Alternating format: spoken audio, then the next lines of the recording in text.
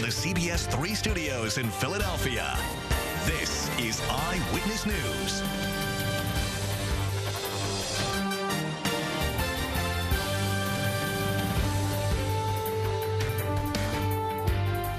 Visitors in Rittenhouse Square enjoyed a free concert tonight. The Philadelphia Youth Orchestra's Tune Up Philly performs the National Anthem.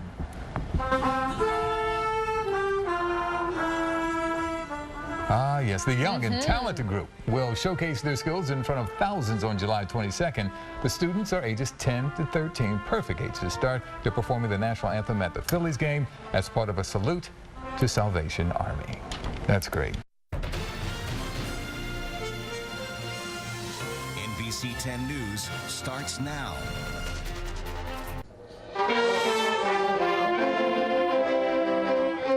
This group couldn't have chosen better weather to get in some outdoor work. Tune Up Philly practice in Rittenhouse Square tonight. Tune Up Philly is an ensemble division of the Philadelphia Youth Orchestra.